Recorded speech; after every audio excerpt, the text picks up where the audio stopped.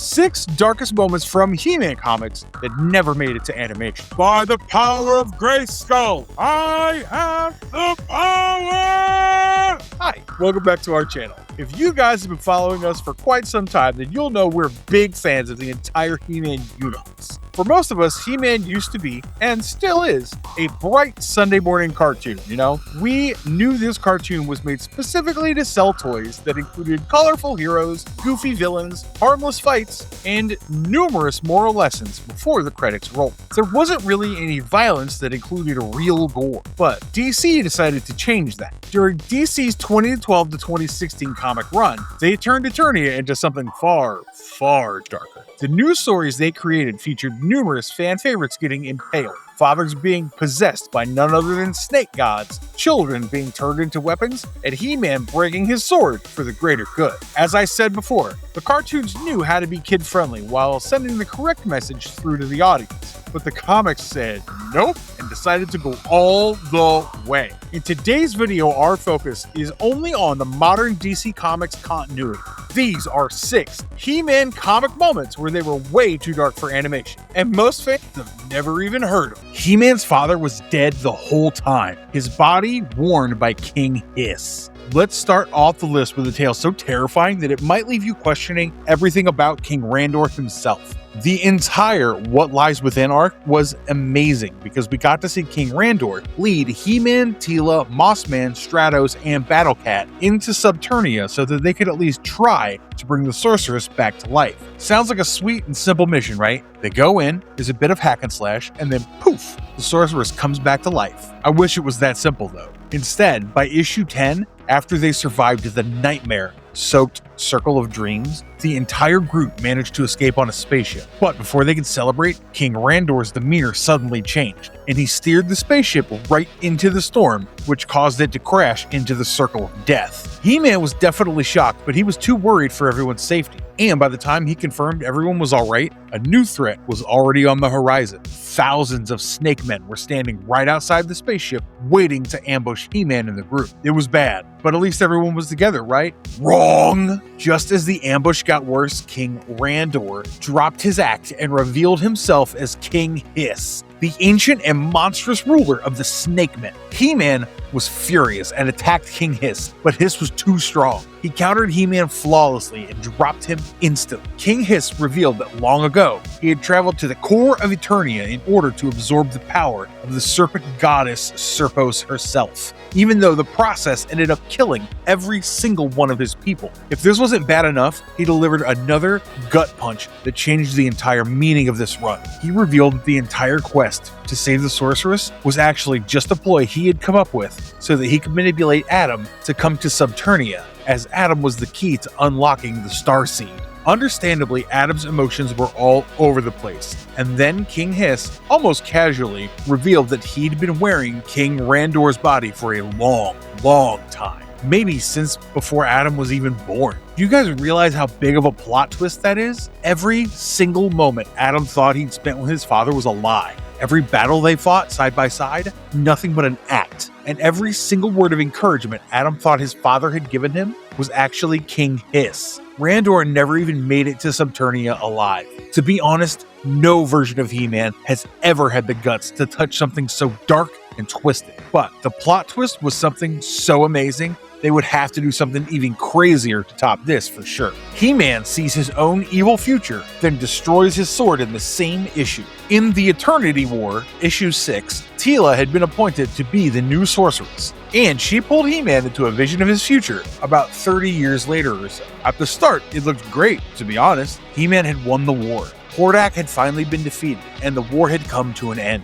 In fact, by then, Adam had also been enthroned as the king of Eternia. All of this sounds amazing, but the reality behind it all was much darker. Prince Adam as He-Man had been channeling an immense amount of power through it. And let's be honest, it's clear that he spent a big chunk of his lifetime as He-Man instead of Prince Adam. So this immense power had been rotting him away from the inside. And in the future, the man sitting on the throne, King Adam, started to look less and less like himself and more like the creatures he had spent years fighting against. Even his former allies, including Stratos and Rioblast, were now his enemies. And to rub salt in the wound, the one leading the attacks was none other than She-Ra, his own twin sister. In He-Man's vision, the two twins went up against each other, and She-Ra actually managed to win and kill He-Man. And instead of it being the end, his death triggered an apocalypse-level event, which led to the release of the ancient horror, Horakath.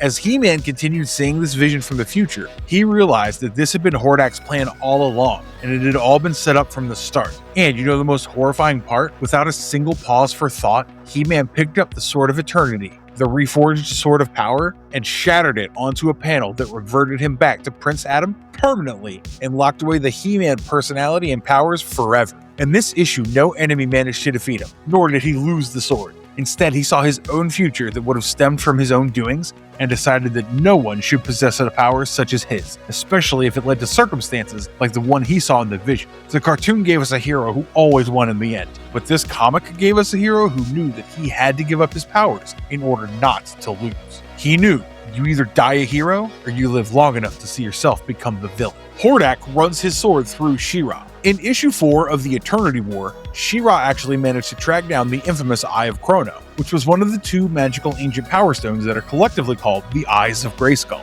She realized it was somewhere in a temple that had been buried under the sands of time. When she reached her destination, she immediately saw the power stone right in front of her eyes, and before she could move to get it, Hordak walked in. Mind you, this is not some cartoon Hordak we're used to seeing. This was a Hordak that was fully powered up by the stolen magic of Castle Grayskull itself, and was wielding a massive sword. She-Ra could tell by his energy that this fight was not going to be a clean one by a long shot. As soon as the fight began, both of them unleashed their powers. She-Ra, to no one's surprise, managed to hold her own as she's literally the princess of power. Like, she might just be the strongest hero in the entire series, so it was quite normal to see her give Hordak a run for his money. But after a long battle, something crucial happened that changed the story entirely. As the battle went on, Hordak slowly started to overwhelm her with his powers, and before she could get her hands on the gem, to everyone's shock, Hordak pierced his blade right through She-Ra's body. All of this happened right on the panel. The writers made sure there were no cutaways, no fade-to-black tactics. This was pure savagery. And to make matters worse, Hordak even lifted her up using nothing but his sword. She-Ra, before everything, was Despara, his warrior, his pupil, way before she regained her identity as Adora and became She-Ra. Hordak was a man who had watched her grow up, and now he was plunging a massive sword right through her on a temple floor while she bled out, trying desperately to reach the Power Stone. It almost seemed inhumane, but of course he was the big bad of the series, so he did what he had to do. And when I read this issue, I thought maybe we were going to see She-Ra die. But suddenly, out of all the heroes and people who could have shown up to help a dying She-Ra, Skeletor was the one who showed up. Within seconds, he grabbed the Eye of Chronos along with She-Ra and teleported away to safety, saving her life. So many new things were shown in this issue that it blew my mind. She-Ra fearlessly going up against her mentor, her almost being brutally killed, and the best of them all, Skeletor, of all people, showing up to save her and the world. This issue was definitely full of action, like always, but it was also a statement from the writers saying they had a lot of new ideas to go with.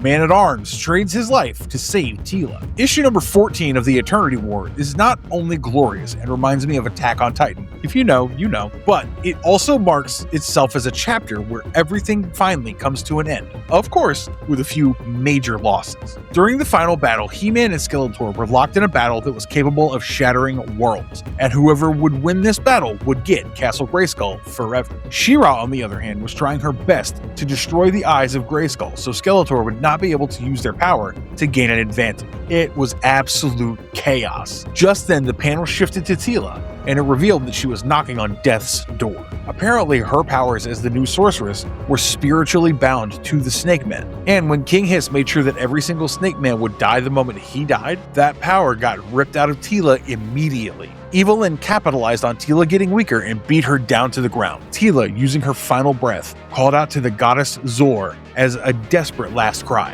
And thankfully, she got just enough help to repel Evil Lyn and wake up She-Ra, who had fallen unconscious after getting brutally beaten up. It seemed like everything was finally going to get better, but soon, It was revealed that helping She-Ra was the last thing Teela could do before she passed away. No one knew about this, but just then, Man-at-Arms kneeled beside her and picked up her lifeless body in his arms. Man-at-Arms was not only an inventor, but he was also He-Man's secondary father figure, trainer, and most importantly, was Teela's adoptive father. He leaned closer to Teela's ears and whispered that this was not her time, and that she was not allowed to die just yet because she has a lot to live for. He admitted he was a man of science, and he had learned a thing or two from his previous encounters with magic, especially his wife, the first sorceress, and in an act of fatherly sacrifice, he traded his own life force to bring Teela back. None of the villains killed him, nor did he get saved as well in the end. Man-at-Arms simply made a choice that any father would make for his own daughter in a heartbeat. The cartoon always gave us a version of Man-at-Arms who survived, but this comic gave us a version who didn't need to.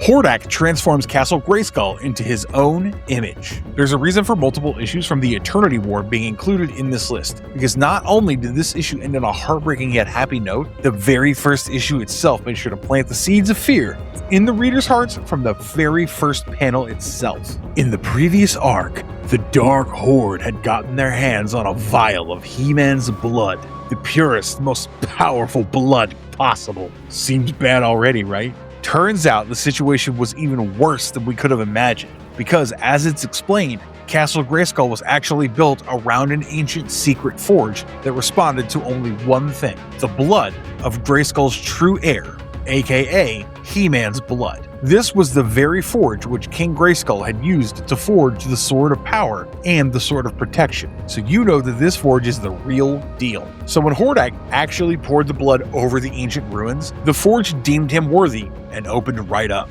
Seeing that his plan was going just as he wanted, Hordak walked right into the most sacred place in all of Eternia and forged himself a new sword, which he called the Sword of Darkness. And trust me when I say this, the Sword of Darkness was capable of rivaling even He-Man. After the sword was fully made, Hordak raised the sword up and declared that the Age of Horikoth had finally begun. This could have only meant one thing coming from him, essentially the end of all things. And then, in case that entire show of power wasn't enough, he looked up at Castle Grayskull and completely transformed the entire structure into a colossal monument that looked just like his own face. Every single thing about that castle had changed, starting from the drawbridge, the skull-shaped design, all the way to the ancient walls that He-Man had been drawing power from his entire life. All of it changed in a matter of seconds. Nobody was able to stop it. Hell, no one even saw it coming. There was nothing they could have done but watch and think of what they could do to prevent further destruction. Brother, I will not lie to you, Hordak is on the same level of terror as Homelander getting the V1,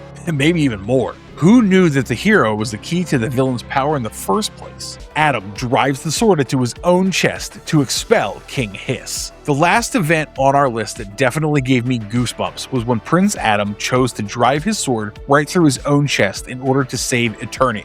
Sounds confusing, right? Like, why would he feel the need to do that? Well, it all began in issue number 6 when Adam chose to shatter the Sword of Power so that he wouldn't end up getting corrupted by the power that had been bestowed upon him. Not only did this permanently lock away He-Man's powers forever, but it also gave Hordak an immense advantage over the heroes. While all of this was going on, King Hiss chose to attack him at his most vulnerable. When nobody was prepared for an ambush, King Hiss slithered his way into Prince Adam and took over his body. Just like he possessed King Randor's body, for many issues, King Hiss actually controlled Prince Adam completely. He used Adam's face to walk around Eternia, his voice to talk to others, and he also used Adam's connection to Grayskull for his own benefit, all while Adam's consciousness was constantly fighting so that he didn't fade away. All of this went on until issue number 13 when Man-at-Arms managed to detonate a huge bomb that had secretly planted in Triclops' visor earlier. Once the bomb went off, it destroyed the shield around Castle Grayskull and gave the Masters a way back in.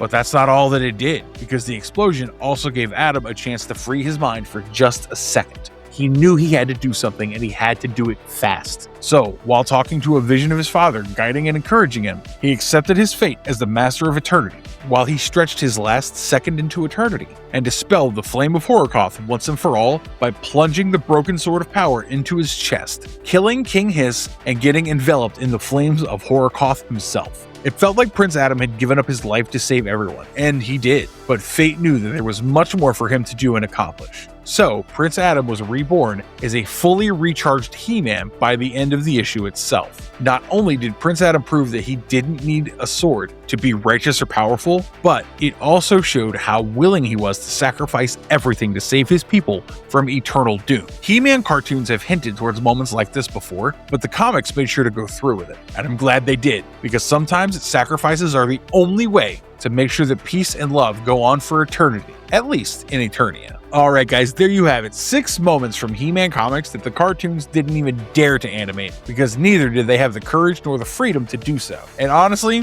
that is completely understandable. He-Man has always been a role model for many kids and adults alike, and he's also been a symbol of hope. There are generations of people who grew up watching He-Man, so it just makes sense to not incorporate such dark stories. But the same cannot be said about the comics, because it's quite clear that the comics were not scared to ask genuinely dark, genuinely adult questions about power, identity, and sacrifice, especially because the answers were almost never comfortable. Now, we want to know from you, which of these moments hit the hardest? Comment down below, and if you enjoyed this video, please hit the like button as it helps us out a lot. And while you're doing that, you might as well smash the subscribe button and ring the bell icon so that you never miss another update from us. Until we meet again in our next video, goodbye.